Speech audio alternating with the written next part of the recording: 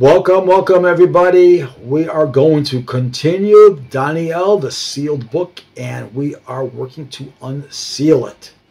The time is now.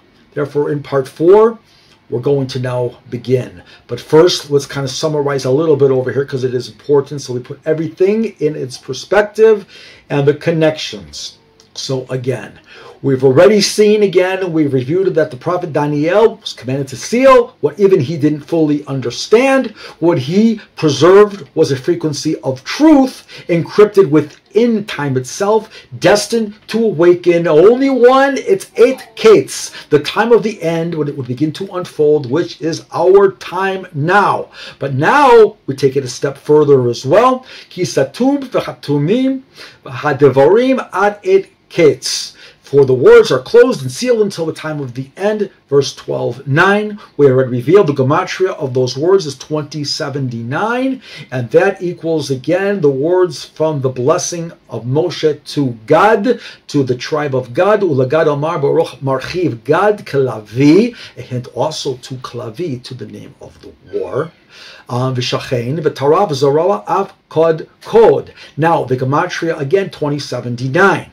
Let's take a look at the structure, the numerical structure of 2079. We can divide it up into 3 parts. 20, that's 20, a crown, the chaf, the Hebrew letter. It links to the concept of the Kovah HaYeshua as well as Keter, the divine crown itself. Kovah HaYeshua is the helmet of salvation, that which protects the head in the right way, and also will take away the protection from those who do not have the true righteous way, but are a part of the evil, to remove the head. Then we have 70. 70 is not just any number, it's the 70 nations symbolizing the 70 elders, the 70 years of concealment as well. 9 is the number of truth. 9 months also of the gestation period, the final birth of the new soul of redemption. So again, it's not just a gematria by itself, it's a timeline. The scroll unseals when the time is right for the birth, when the head of the code of a different understanding, which we'll get into, is actually crowned in righteousness. So let's also recall that Torah, Zroa Livnei, those words again, to tear off the arm and the head is 867, which is the same gematria of Hatavnit, the blueprint, as well as the divine plan, you can say, and also the words also from Divrei Hayamim, that's where it comes from, that we covered everything, according to the word Malachot, that we spoke about with the Aleph within the word Malachot, which is Malchut and Evyon when you separate them out.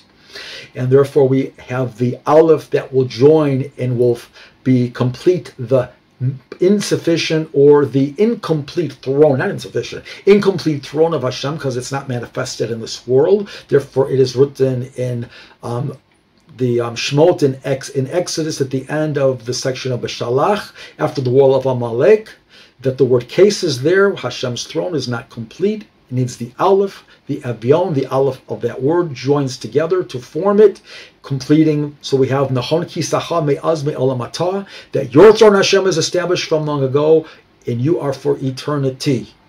And then again we have the Atbash of those words of tearing off the arm, Atbash 9:13 of Breshit. So the beginning, the true Breshit, the divine blueprint then reemerges. The world begins again, not in chaos, but now in the Geula Shelema, the final redemption. Phew, that's a lot. But now let's continue from that point, as I mentioned about the head, the code of something else very special. And this is actually, at first glance, when we're reading about the Torah Zroa av kod, it appears to be a part of Moshe's blessing that is directed toward the tribe of God, because that is on the surface. They're there to help, they're there to assist. But there's another part of this blessing that was also transferred originally. And it's really the main part, hidden within the hidden, to the one who will fulfill this in the final battle. And this is Mashiach ben Yosef, or that process of Mashiach ben Yosef that we work now to manifest, the Ruchad Mashiach, the spirit of Mashiach ben Yosef. And why is all of this? Because the language Tarav Zroa ad Kodkod is almost verbatimly echoed again in the two verses that crown Yosef with the divine purpose. One by Yaakov, by his father, Yaakov, and the other by Moshe Rabbeinu also. So let's look at the verse in Bereshit, Genesis 49, verse 26.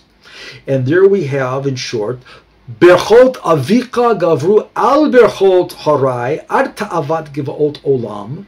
Then we'll skip part of it, and it goes Tihiana L'rosh Yosef u'lekodkod Nazir achav.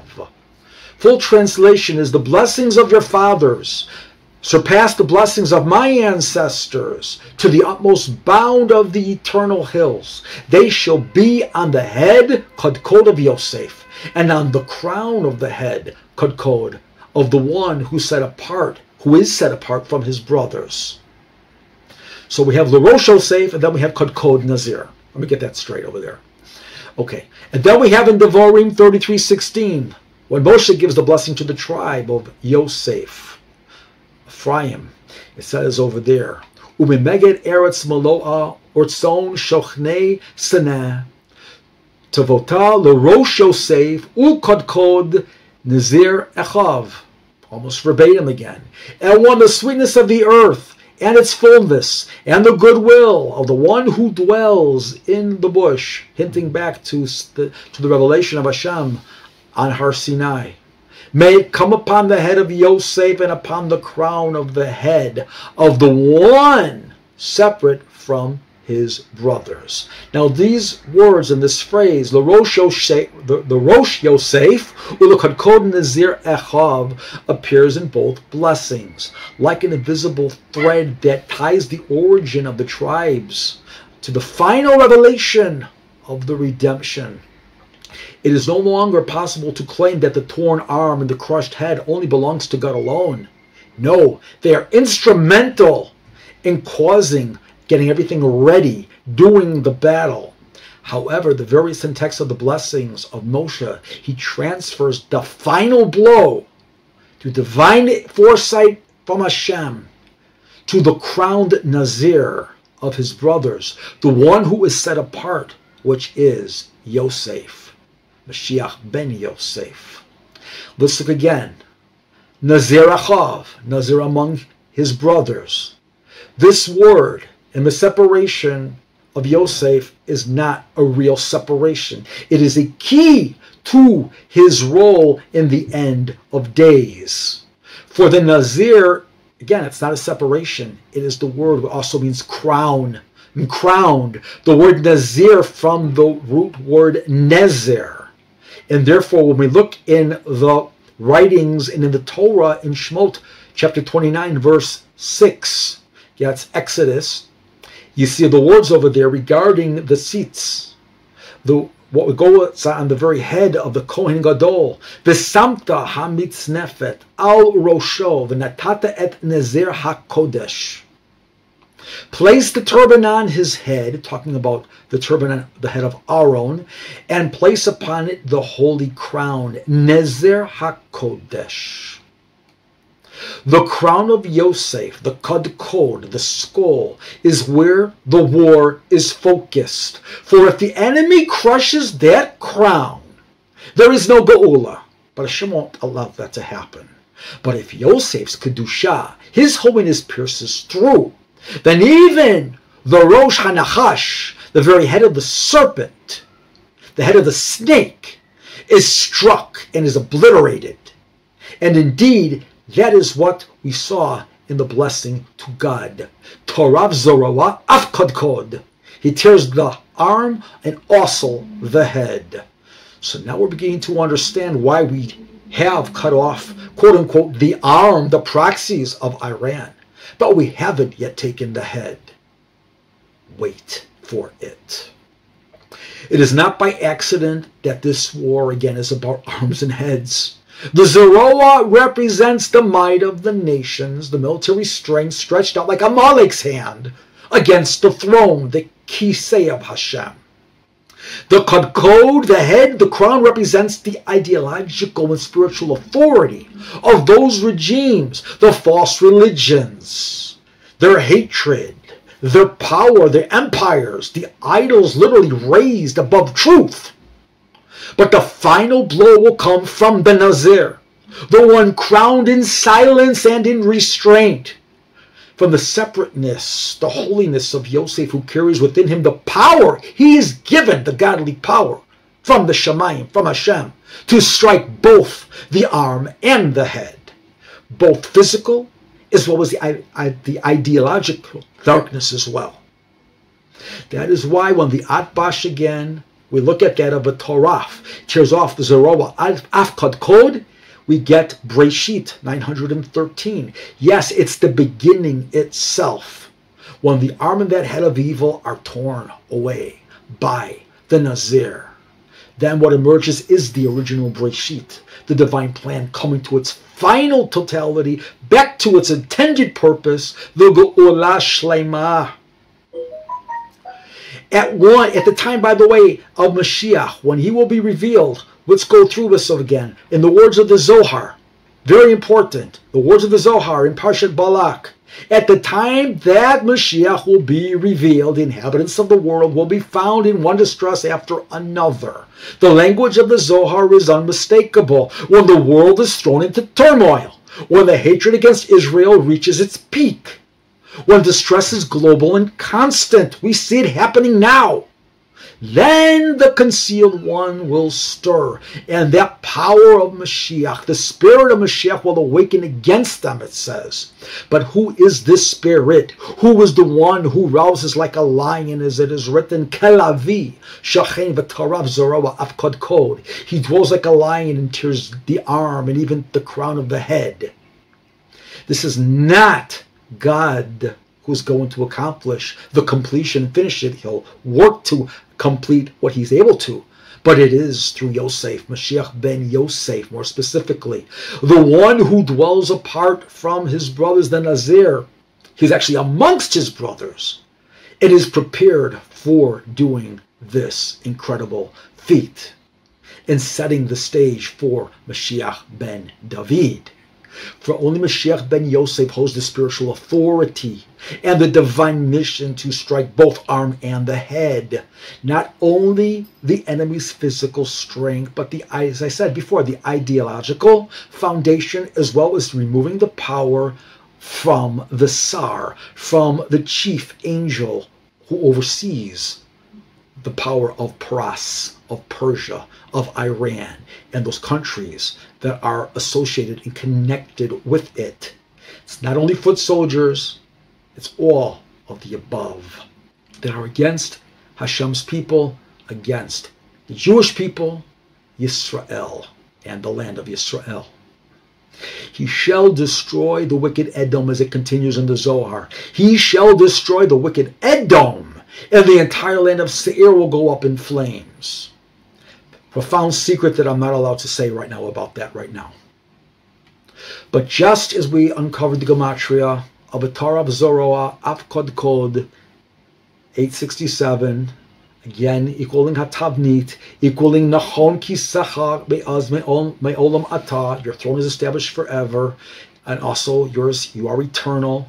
Tehillim, the Lord is gracious, Hashem is gracious and full of compassion, slow to anger, and great in mercy. Now we see 867 as the unifying number of mercy, rachamim, and majesty, the blueprint of the redemption itself revealed when Mashiach ben Yosef fulfills the prophecy, fulfills this nevuah. It's happening. And again, this is where we are going. Because when Mashiach ben Yosef strikes both the arm again, the Zroa, as well as the crown, then the Zohar's words are going to unfold, and it will put an end to all of the falsehood. It is the restoration from the very beginning. That's the hint of the very first word of the Torah also. But there are so many more secrets to this as well, too. It is the moment again that the world will turn back to its pure intended state. Before the Nachash, before the snake, before the tree, before the exile, it is literally the spiritual crown, the Nazir, that is restored to Yosef. But it's not being done, elevated in Egypt. It's in Zion, on Mount Zion. And in Zion is the whole totality of Jerusalem as well as Israel. So now we are able to understand a lot more secrets. And it is also part of the secret of that Aleph that comes and completes everything, which is also why that Aleph is silent. Hashem wants us to put it there. The Torah begins with the Bet, because the Aleph is before creation, which joins and completes the creation, which is at the very end. And there's more to those secrets also that we will cover in some future lessons before I get ahead of myself and I confuse all of you. Don't want to do that. Don't want to do that at all. So hopefully now you see a bigger picture of it. And again, the secret, and again, I glanced it, but I'm going to go back again. The war that was decided, Klavi, you think they understood all of these secrets? Their souls did. Did they consciously know that they're choosing the name of the war to go against Iran, the 12-day war? 12 days and 12 tribes. 12 in the zodiac. There's a lot going on over there too.